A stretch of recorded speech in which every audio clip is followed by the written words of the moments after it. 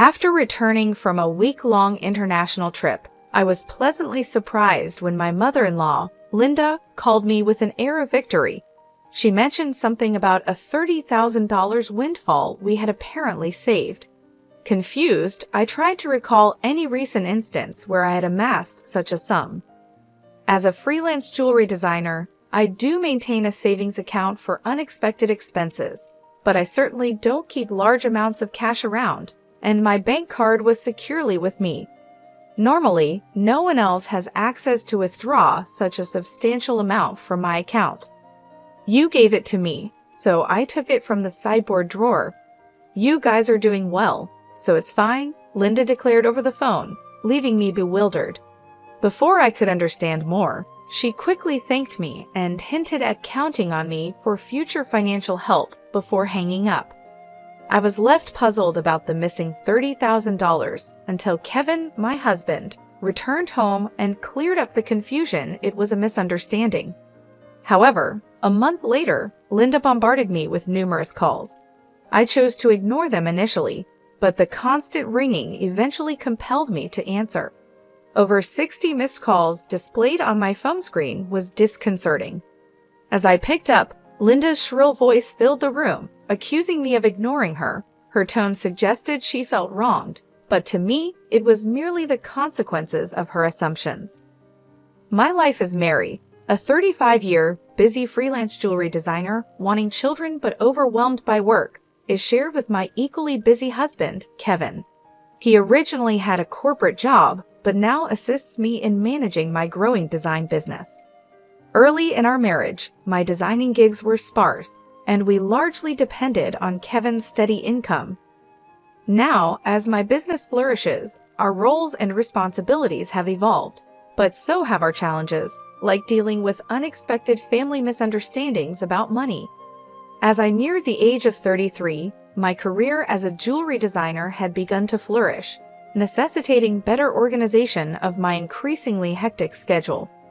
Sensing the growing demands of my business, my husband Kevin, who was well placed in his company and on track for promotion, made a bold decision. He resigned from his job to partner with me, applying his skills in management to our joint venture.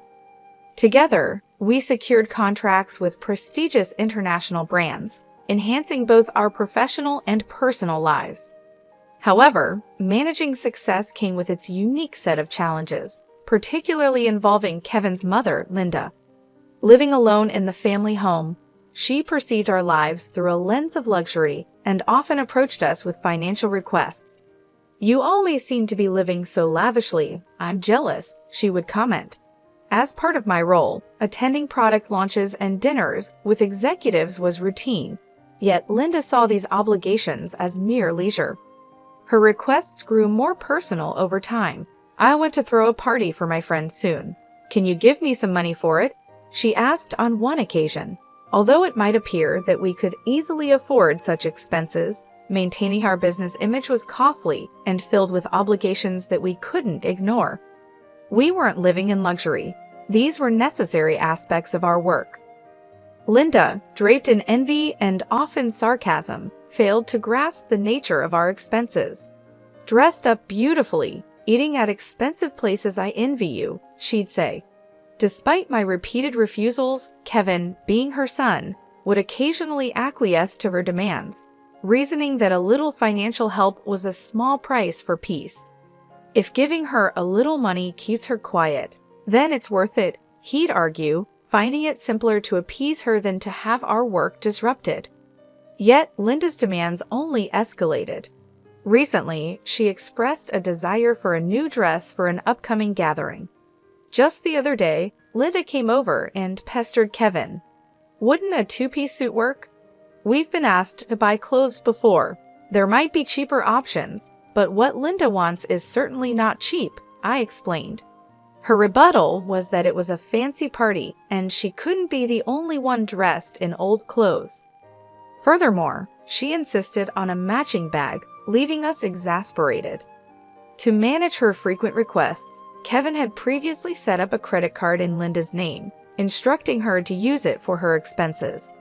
Initially, she overspent significantly and was cautioned by Kevin. Although he asked her to inform us before making significant purchases, she continued her extravagant spending. This pattern of financial demands has left both Kevin and I at our wits' end, trying to balance the delicate act of supporting family while maintaining the integrity and sustainability of our business. I discovered an exquisite ring and couldn't resist purchasing it, though I regret not informing you beforehand. Unfortunately, the bill was exorbitant. If spending is going to be this unrestrained, perhaps it's best to return the card. We simply cannot cover these costs. The credit card was in Linda's name, but Kevin was the one managing and paying the bills. Linda seemed to misunderstand the purpose of the credit card, treating it as if it were an unlimited resource. She didn't grasp that every purchase made would eventually need to be paid for, and since the money wasn't coming directly from her own pocket, she continued to use it freely. Recognizing the need to curb her spending, Kevin decided to set a spending limit on her card. This led to Linda storming into our home one day, frustrated and complaining, "What the heck? I couldn't pay for my shopping the other day. Why?" We explained that her excessive spending was straining our finances, which necessitated lowering her monthly limit. "It's still enough, right?" Kevin asked her, trying to maintain some peace. "But you two are still dressing up, going to fancy places. How is what I'm doing any different?" Linda protested, viewing our activities as purely recreational. "That's part of our job, Linda. If that's a job, then what I'm doing isn't any different. It's unfair that only you two get to have all the fun," she argued. While it's true that our work involves attending product launches and parties in luxurious venues, these are professional obligations, not leisure activities. Despite her misconceptions, setting a spending limit on Linda's credit card seemed to have calmed the situation somewhat. Occasionally, Linda would visit and air her grievances to Kevin, but overall, life proceeded without major disruptions. As the end of the year approached, an exciting opportunity presented itself. A foreign brand manufacturer approached me with a proposal to expand our business dealings by relocating our base overseas. The prospect thrilled me, as it could potentially elevate me to the ranks of top-tier designers. Kevin, ever supportive as my manager, was all for taking the leap. "It's a chance we have to take," he affirmed. However, the prospect of moving abroad brought a new concern Linda. Given her past behavior, it was a legitimate worry that she might insist on joining us overseas. The idea of living internationally was appealing, yet the thought of dealing with Linda's demands in a new country was daunting. When we shared our plans to move overseas for work with Linda that weekend, she responded exactly as we predicted. "I want to come too," she declared, assuming our move would be an endless vacation. Kevin tried to clarify, "We're going there for work. It won't be leisurely life as you think." But Linda was skeptical. "You're trying to trick me. You plan to live even more lavishly there without me watching." "We're not moving there permanently. We'll come back after our work is done," I explained, trying to ease her concerns. Yet, she retorted, "You're saying that, but you're planning to leave me behind, aren't you?" Exhausted by this repetitive argument, Kevin and I were both weary. In an attempt to compromise, Kevin suggested, "Okay, we can't take you with us, but how about we pay for a week-long trip for you instead?" Linda perked up at this. "Really? Are you sure?" "We'll cover your flight and hotel, but you'll need to manage the rest," Kevin affirmed. Pleased, at least for the moment, Linda left our house half-happy. However, the peace was short-lived. A few days later, while Kevin was preoccupied with the overseas move arrangements, Linda dropped by unexpectedly. "Hey, Mary," Kevin said that, "but I want to shop over there too. Can you give me some money?" she asked. "What about the card that Kevin gave you?" I inquired, knowing she had a designated credit card for such expenses. Linda's face fell. "That's the thing. Kevin finally took it away from me the other day." It appeared she had been reprimanded for overspending, and anticipating the challenges of managing finances with different currency rates overseas, Kevin had confiscated the card. "I don't have that kind of money on hand either," I can't give you money without Kevin's approval. Can you ask him? I suggested, knowing full well Kevin's stance. It's no use asking him, that's why I'm asking you, she pressed, raising her voice in frustration. Linda did end up going on a 10-day trip abroad, which I assumed Kevin managed to fund somehow. Upon her return, she called me, brimming with excitement. I'm back, and it was so fun. She excitedly shared tales of her sightseeing and dining adventures, though I hadn't asked. And I overbought souvenirs, couldn't fit them in my suitcase, so I had them shipped here. Can't wait for them to arrive. That's nice, I replied, trying to keep my tone neutral despite feeling a bit overwhelmed. Thanks to the money you saved up, I had a blast, she exclaimed. Saved up money? What are you talking about? I responded, puzzled and a bit alarmed, having no recollection of setting aside money for her splurge. I had set aside some savings specifically for business emergencies, all securely stored in my bank account. Therefore, it was baffling when Linda mentioned withdrawing a significant sum of money. You really didn't notice. You're surprisingly oblivious, she remarked. Despite her claims, I had absolutely no memory of such money. I found it in your house's sideboard drawer, she said, claiming she took $30,000. I was stunned. Why would such a large amount of cash be stashed away at home, especially not in a drawer where anyone could find it? Confused, I confronted her. I'm not sure what money you're talking about, but taking it from our house without permission is theft, even if you're family. Do you understand that? Linda's response was unsettlingly casual. That's why I'm telling you now. I used it. Consider it a post-factum report, she declared unapologetically. I have no idea about this money, but if you took it and used it without telling anyone, that's a crime. And if it was something Kevin had set aside for an important transaction, it's even more serious, I explained, trying to make sense of the situation. Despite this, there hadn't been any noticeable disruptions in our business finances during her trip. You two live so extravagantly, so why can't I have a little of that? Think of it as doing a favor for your parent. It's not a big deal, right? She rationalized, showing a sense of entitlement that was hard to comprehend. It's one thing to ask for help from your son and his wife, but this is not how you should behave after taking someone else's money, I replied, still in disbelief.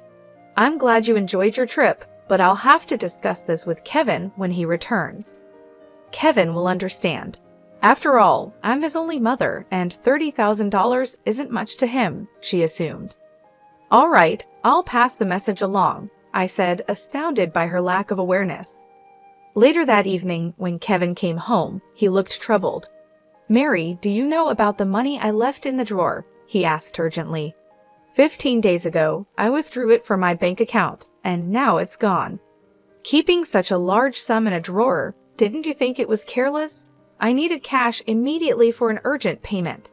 Do you know anything about it? It suddenly clicked. Linda's earlier call thanking me for the $30,000 and mentioning how much fun she had made sense now. It was Kevin's money, meant for a crucial purpose. Kevin, today, Linda called, thanking us for the $30K and saying she had a blast with it. I didn't understand what she meant until now, I explained, piecing everything together. So it was Kevin's money, but what was such a large amount meant for? Hey, if it wasn't for a business payment, we've been doing bank transfers for a long time, right? Why cash all of a sudden? I questioned, trying to understand the whole scenario while dealing with the ramifications of Linda's actions. I was aware it was Kevin's money that had disappeared, but the full context was still unclear to me. Linda, it turned out, had taken the money without informing us, and I needed to understand why. What do you mean? I asked Kevin, puzzled by the situation. Kevin began to unravel the backstory. After he had reduced the credit limit on Linda's card, she started secretly borrowing money from various sources, including consumer finance cards and credit cards she had opened without our knowledge. When Kevin discovered her growing debt, he took away all her cards and withdrew cash to settle her debts directly, aiming to bypass the banking system to keep our business accounts clean and maintain trust with our partners. This was also partly a farewell gesture, as we're moving abroad and won't be around to manage such issues for her, Kevin explained. I plan to handle her debts discreetly to prevent our financial records from getting complicated. A month had passed since then, and as I was busy packing for our move, Linda's frequent calls became hard to ignore. When I finally took her call, her voice was tinged with desperation. "Why aren't you answering my calls? I've called so many times," she said, almost in tears. "I'm sorry, Linda. I've been caught up with the move. What's going on?" I asked, trying to remain calm and give her a chance to explain her side. "It's not just one thing, it's everything. They're asking for payments almost every day. It's too much," Linda confessed, her voice cracking under the strain. "Have you tried contacting Kevin about this?" I inquired, hoping she had sought his help first. "He seems to be blocking my calls. I can't get through to him at all. Mary, you're my only hope now. Please, help me," she pleaded. I realized then just how complex the situation had become. Linda's financial recklessness had led her into a labyrinth of debt, and now, isolated from Kevin's assistance, she was turning to me as her last resort. As we prepared to start anew in a foreign country, the challenges of dealing with Linda's financial chaos loomed large, demanding immediate attention before we could fully focus on our new beginnings. I was taken aback by Kevin's drastic approach toward his own mother.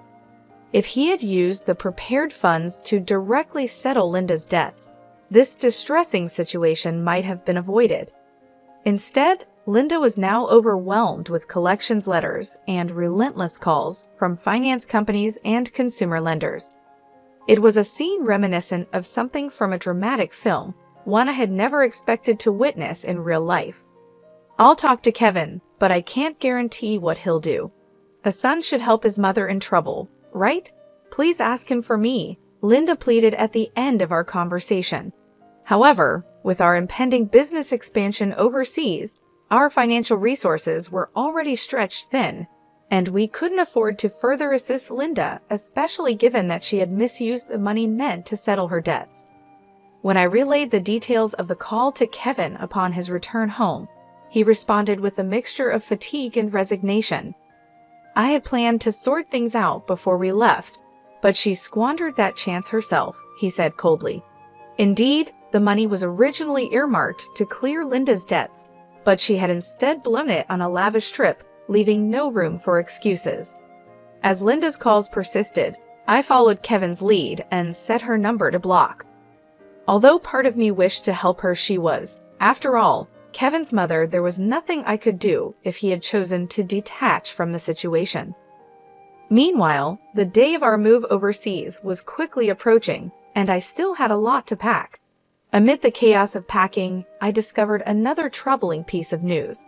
Linda had resorted to selling her house to manage her debts. It turned out she had concealed even more liabilities than we knew. The total amount was so substantial that even after selling her property, she couldn't cover it all.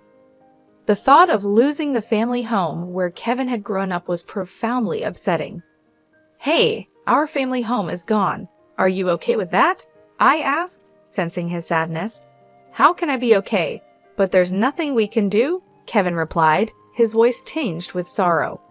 Losing the house where he grew up must have felt like a great loss, akin to how I felt when I lost my parents' house early in life. In the midst of these complex feelings and the heavy task of packing, we had to come to terms with the fact that some situations were beyond our control and focus on our future as we prepared to start anew in a different country. The bittersweet reality of losing a family home struck me deeply as I observed the situation unfolding with Kevin. Unlike my past experiences, Kevin had not only lost the tangible structure where his earliest memories were formed, but also his emotional sanctuary, all while his mother, Linda, is still alive. It's an indescribable feeling, the mixture of loss and displacement, especially caused under such painful circumstances. The impact is profound and complex, far more than mere bricks and mortar. It's about losing a part of one's history and the comfort of a place to return to that no longer exists. Linda, now residing in a modest apartment, faces the daily grind of managing her debts. She works part-time, a reality that is challenging given her age. Employment opportunities for the elderly are not just limited, they're often physically demanding and less rewarding. This stark new reality for her is a drastic shift from her previous life, believed to be filled with unchecked spending and financial freedom. Though sympathy naturally arises seeing her struggle, it's tempered by the knowledge that her situation is the direct result of her own financial imprudence. Life teaches us that actions have consequences, and Linda's case reaffirms the harsh truth that financial responsibility is crucial at any age. Back in our new environment, the business is thriving beyond our initial expectations. The move overseas has catapulted our brand into the international spotlight, bringing in a flurry of inquiries and offers from various corners of the globe. Every new email and call brings potential for expansion and collaboration, which is incredibly exciting but also immensely demanding. The success is exhilarating, however, it envelops our entire lives, leaving little room for anything else. Days blend into nights as we navigate time zones and cultural nuances, striving to make the most of this golden opportunity. Despite the professional achievements, our personal lives bear the weight of our relentless schedules. The dream of expanding our family seems more like a distant vision, something we hope to circle back to when the waves of immediate demand subside. Kevin, who juggles multiple roles from logistics to client management, feels this strain acutely. As partners in both life and business, we find ourselves pondering the future and our priorities, wondering how we can align our professional goals with our personal desires. As I look out of our apartment window, taking in the view of the foreign cityscape, the neon lights blur into the night, mirroring the blur of our daily lives. It's a view filled with promise and anonymity, a stark contrast to the familiar streets we once knew. This city, vibrant and relentless, is now our home, yet it starkly contrasts with the quiet, steady life we left behind. The complexity of our new life is exciting, but also daunting, filled with endless tasks and decisions that challenge us at every turn. Navigating this new chapter, I often find myself reflecting on Linda's situation and the broader implications of our familial and financial decisions. It's a continuous learning curve, understanding how deeply intertwined our choices are with the fabric of our lives. Each decision, each sacrifice, and each success shapes not just our immediate circumstances, but also the legacy we leave behind. As we build this new phase of our life, we remain mindful of the delicate balance between achieving success and maintaining the relationships that define who we are beyond our business achievements.